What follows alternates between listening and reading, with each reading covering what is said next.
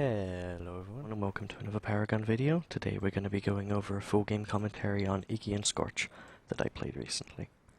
Just to start off, I went for a more casted damage build to start off with. I would transition to tanky late game with tempered plate and tuned barrier, but because of the short length of this game, because we were able to close it out quickly, I won't be able to show that off. But this will show a nice, easy, quick game that I was able to play with two friends, the Rampage and the Murdoch. The Mural was a random, as was the Twin Blast, and we were able to do the standard early Prime with Iggy, which is his most viable strategy, and generally control the game through map play. So if I start the game here, I will lock onto me. What we do first is we'll start mid lane. We want to clear the minion wave there, nice and easy as a team. Then, once we've established that, as long as there are no issues with the enemy team and they start normally, we will head to the jungle and do a full clear, and I'll go from there. So as I start off, I start health potion, mana potion is pretty standard. Mana potion is required on Iggy. Sometimes you'd consider taking two because his turrets take up a lot of mana. It's 50 mana per turret. They have no cooldown, but you can only place one at level 1, 2 at level 2, 3 at level 3, and then it caps out there in level 4 and 5 just to increase the damage. I also started a cast token. You probably should start key or ward, but at this point I want to get a bit more damage. I can rely on my team to take keys and wards. Basic key. Lord's key. We don't actually have any wards, and that's actually bugged. And it says we don't have the Muriel on our team. That's just the replay acting up. But yeah, my team had wards and keys, so I was able to be a bit greedy. Take a cast token, that gives me a bit more damage. Now right here I can see the Feng Mao and I can see the steel poking around, but I can't actually see the others, and it's very suspicious of course, so I'm not just going to run down there. So as Iggy, I just level up my turret and place the turret, and just make them stay back from there, so the ranged people have to show. And there you go, they go for the turret.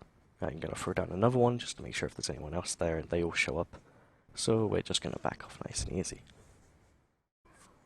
Rampage is going to chuck a rock, and actually just miss it, but Feng Mao's going to take a lot of damage. Mural's also going to take some damage on our side, but there's not really that much action. It's just a small little skirmish, and then we're going to farm up this lane a little bit. The turrets are very good for wave clear. It's the best use of Iggy's turrets. They're very good zone control, but there is bread and butter skill. You just place them, they'll clear a wave for you. You can place two of them in a minion wave, and they tend to kill the minion wave at that stage. But you can only place one, of course, at that stage. So this is when we head to the jungle. I tell my friends to come on over and do that. Now, the Mural probably should be with us, but it's fine for her to go off, because what we're going to do is let her go to a solo lane and hit level 5 really quickly by getting extra XP. This will give her access to her ultimate early. So it's generally more viable for us. So we're just clearing the camps here. And we don't actually have Twin Blast with us at this point. Which is fine, because he disconnected at the start. So we were actually 4v5. Which is fine, because we're able to just clear mid lane as we head back through us. We're doing the 2 white camps by our red buff. And then we'll go over to blue buff side and do the same idea. We want to shove mid lane as we go through for the extra card XP and make sure it gives a slight push towards their tower, so they have to visit there as well, otherwise they'll end up getting their tower easily pushed. They do have wards in our jungle, so they do spot us and know we're here. We don't actually know that at the time, but they don't actually make use of it at all because they're doing their own buffs, which is fine with us. So we do the white camp, and now we do blue buff. Iggy really needs blue buff early on. As I said, he's very mana intensive. You want to build a lot of mana on him, you want to give him blue buffs, and he can keep spamming turrets and his other abilities. His E is a nice, well, E, I call it, but it's actually his secondary ability, because PS4 players will have a different key. But when you place it, it places a little Oya spell. You can put it at decent range, and if your turrets hit anyone in it, you auto-attack in them. Anyone who's burning that goes in it, it basically just pops and does a load of damage. It's a really nice burst ability, helps him clear minion waves of his turrets. His auto-attack is pretty standard, but it sort of functions like a rampage rock. It has a little curve to it, an arc, as you throw it, so you have to aim a little higher if you intend to throw it further. And it sets enemies on fire and does quite a fair amount of damage. Isn't amazing, but you know, it's just there with his turrets. Then his right click is actually a movement speed boost. I haven't leveled it up yet. I got the turrets up again, so I can place 2 turrets at once, which is quite greedy. But we're just going to finish off the red buff here and give it to our Murdoch the Exo. And then we're going to head and do a couple more white camps, which is pretty standard, as we just want to get a nice CXP lead. They've split up to get extra XP. We've grouped up for more CXP. At this point, Twin Blast has joined us, and he's going to try and catch up in levels. The right click, by the way, also leaves an oil trail behind you, like your E, so you can ignite it, but it doesn't do very much damage, that's not the focus. And we'll talk about his ultimate that I hit level 5 and we use it. So then we head back to mid lane, and we're going to push it up properly this time as a big stack, because we noticed they've split off into the side lanes. So if we just rush 5 mid, they won't be able to hold the turret, which is actually already down, because apparently we took that earlier. Oh no, that's just a bug. Yeah, I thought so, because this is when we're going to kill the tower. Seems the replay system's being a bit buggy.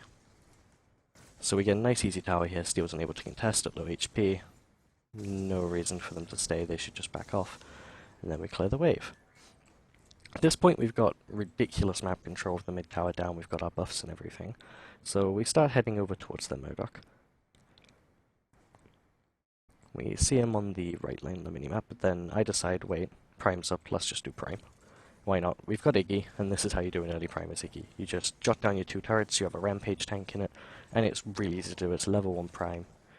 Doesn't take much effort. The Feng Mao is going to walk up and see us and run away, because he's terrified and doesn't know what to do.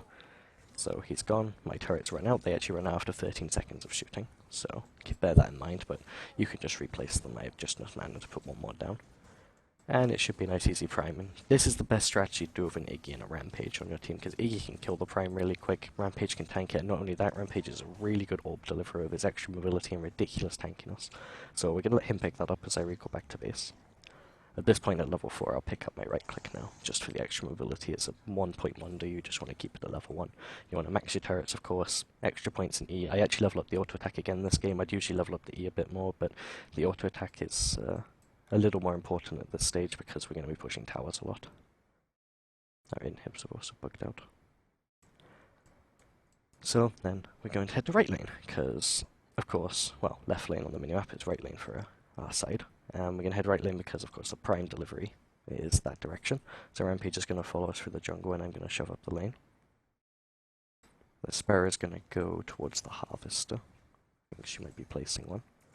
So I'm going to clear up this minion wave, and Rampage and Muriel are going to head towards the extra deliveries, and well, the Rampage is actually going to come clear the way first, but then I tell them to follow me, and we're going to go into their jungle. We actually see Feng Mao there, but the Prime is more important, so we ignore him, and let him run away. So we head through their jungle, ignore the camp, and then I see there were a couple mid, but I'm going to head mid to go intercept them, and Rampage is going to go with the orb with Muriel. So I go here, and Steel manages to get past me, and I miss a couple autos on the decker, which was bad, but then I'm able to catch her into travel mode, so she gets snared, and Murdoch comes along, and we're able to pick up a nice easy kill, intercepting her. So we quickly grab the CXP, and then I've got to quickly head straight down and go help the delivery of the Prime. So I grab my ultimate. This is a nice cone that Iggy can do. Scorch fires a big flamethrower out of his mouth in a cone. Just missed that. So. But then burns in front for a ton of damage, and then at the end of the duration knocks them back. It's a really powerful ability, and we're going to see it here. I place down the turrets, use the ult, burn it down. You don't get to see the knockback, but that's 2 more kills we had there, and the Prime delivery of the Rampage. So I use my turrets to tank their inner turret for a bit, because as you can see it does a lot of damage. So Mira was able to pick up all the CXP into the turret, and then we're going to back off a bit here. And we're going to go ahead and push the lane, because the turret is still up, and we've now got OP buff, which allows us to take turrets ridiculously quickly. So this is a nice easy turret to push. Rampage is still over there fighting, but it doesn't really matter. It's only Steel and Decker. They don't do much damage alone, so he won't actually die from that. And then Mira's going to ult in, and now we can actually push forward a bit. So Rampage is going to throw a rock at Decker. Nice rock. And we're going to pop down some turrets. Steel puts his wall up, which stops us actually getting Decker here along with her stun, but he runs forward in travel mode, which was foolish. He actually has no ult because he's still level 4, so we're able to just burn him down, and he's just about to escape, but one last auto attack takes him down. And now it's only Sparrow and Decker here. We've got a huge minion wave behind us along with OP buff. There's a Centurion on the Rampage, and we've got some Archmagus on Murdoch and I, and there's also a Centurion on the Muriel, so these minions will guaranteed have health.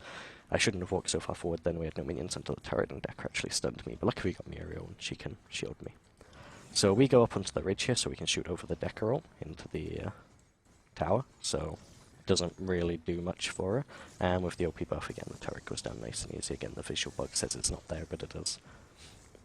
And then of course we can clean up some kills because they overstayed, which was very silly of them. Steel jumps in, very silly of him really. Yeah, she was already dead. That's better. But yeah, he runs off, and we're just going to clean up this wave, and then, because we've got a lot out of this and we don't want to risk anymore, we're going to back off. I'm out of mana, there's no way we can go for that inhib, they have too much wave clear. So we sprint off, and Murdoch actually went for the ulti on the steal there, and almost killed him, but not quite. So just before we leave, we might as well take their red buff, take any advantage away from them as we can. We probably should have got their harvester as well, but we're really starting to crush this game, we just want to go back and get our items.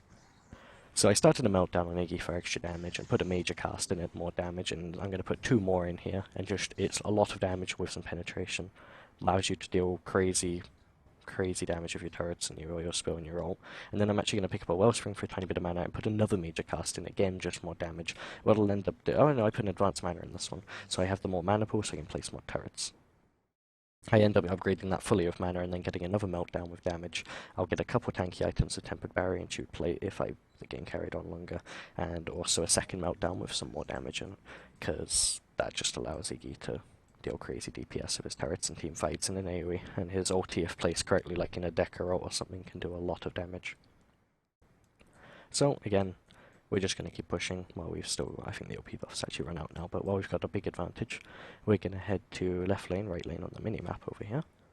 And I'm going to have to walk through some Decker traps there, so I just cancel my travel mode, Murdoch traps rather, not Decker, and enter travel mode again, and we're going to push up this lane together as a group. Muriel's ready with her ult, and Murdoch's actually going to head to the other lane at this point, because he's going to go wave clear and make sure they can't push. But they already start heading over anyway, and he sees that and starts heading this direction. So we've got Murdoch and Decker under the tower, of course. That tower is still there, it's just a visual bug, it's shooting. Murdoch actually ultis most of the minions, so we actually have a smaller minion wave, but my turret's able to tank a bit. Rampage lands a rock, and we're just going to clear up the minions because they've already killed ours, and we're going to wait for the next minion wave, which isn't an issue. We overstep a little bit here when I'm trying to land some autos, but just out of range at this point. Miss a couple. Not a big issue.